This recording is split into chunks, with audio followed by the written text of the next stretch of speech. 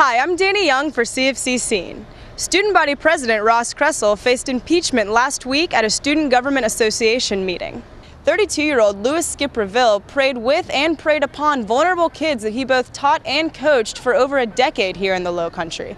After Reville's arrest last month, the number of victims continues to increase. With elections right around the corner, I wanted to ask some students whether or not they think religion is or should be something that could potentially ruin a candidate's chances of being elected.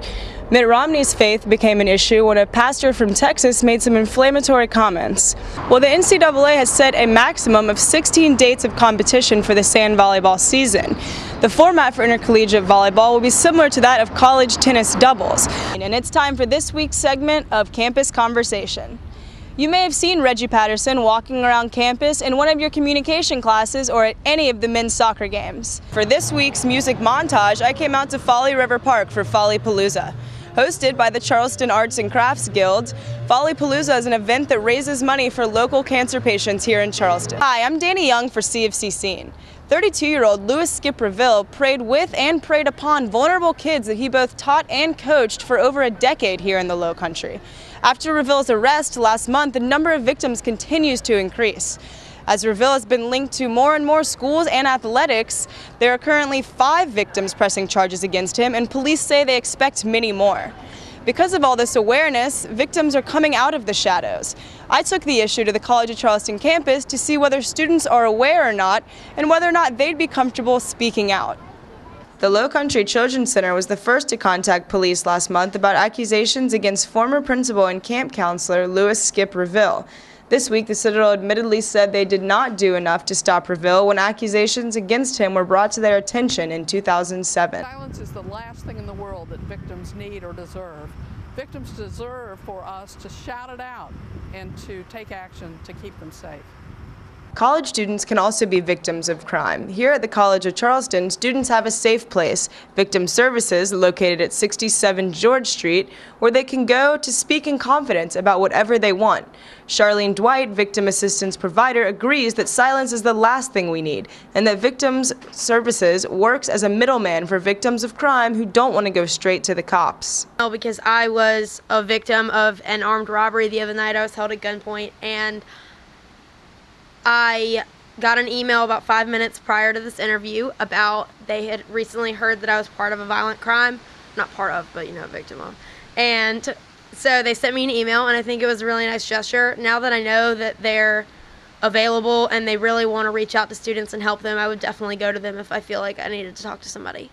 Becoming a victim of crime can happen to anyone, including students. As Dr. Libby Ralston said, silence is the last thing we need.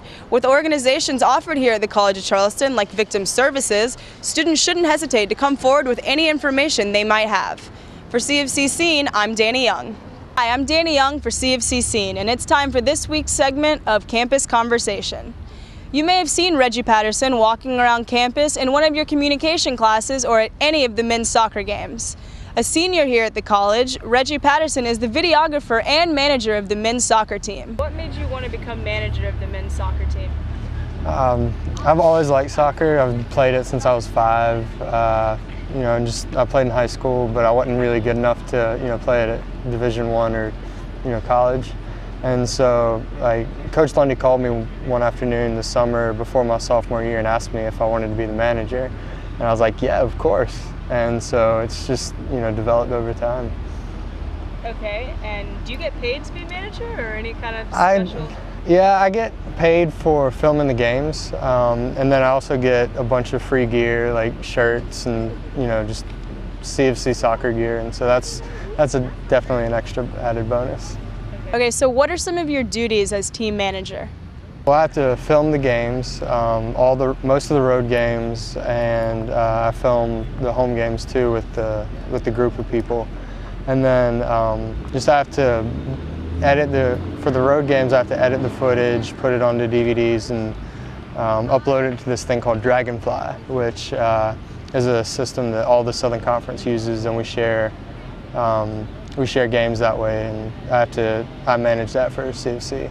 And then also just random stuff during preseason, go get lunches for the team. Sometimes do laundry, but luckily don't do it that much. And what's an average day for you like? During preseason, an average day is crazy just because they have two-a-days. And so I would get up at probably 6:30 with the team, go out to Patriots Point, and they have practice.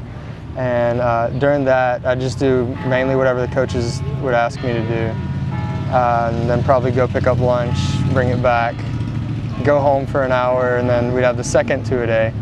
And just repeat. During the season, it's a lot less stressful, I guess, just because they, we have games, and on game days, it's pretty fun. Just, go have breakfast, lunch, or whatever with the team, and then film the games, and hopefully we'll win. How do you manage your time between school and your job as team manager? It's been tough. The first year I did it was really a struggle. My grades dipped a little bit, but just time management. Just have to focus on not procrastinating, doing my homework. On the bus helps a lot. Just instead of hanging out talking with the guys, just hitting the books hard, going to the library, and then the soccer stuff kind of fits in nicely. Although Reggie isn't able to be on the soccer team himself, he still has a great passion for it and is a huge help to the soccer team. The next men's soccer game is this weekend, Saturday, October 1st at Georgia Southern, and although Reggie won't be in attendance at that game, I'm sure you can spot him at any other game.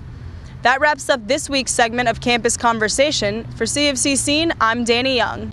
Hi, I'm Dani Young for CofC Scene. Student Body President Ross Kressel faced impeachment last week at a Student Government Association meeting. Kressel's ability to fairly represent the student body came under attack when he posted inappropriate and offensive messages on a Twitter account by the name of CofC Politico. After heavy evaluation, the vote to impeach Kressel failed and he remains in office today. I walked around campus and asked some students what they had to say about it.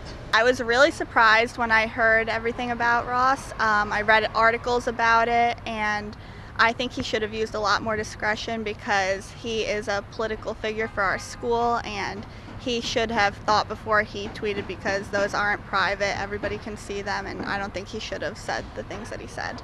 If he's trying to be a role model and have people look up to him and respect him, then you really shouldn't be writing things like that in a public forum where people can see them. But I don't think he should have been impeached, but I think he definitely should have consequences for his actions and definitely watch what he says.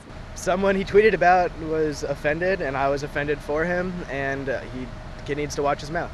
Seeing as he doesn't stand up for a lot of the communities here on campus, why should he represent the students? The college is striving for diversity, yet he criticized many of the diverse groups on campus, homosexuals, and several other people on campus. Therefore, I just don't see why he's still in office.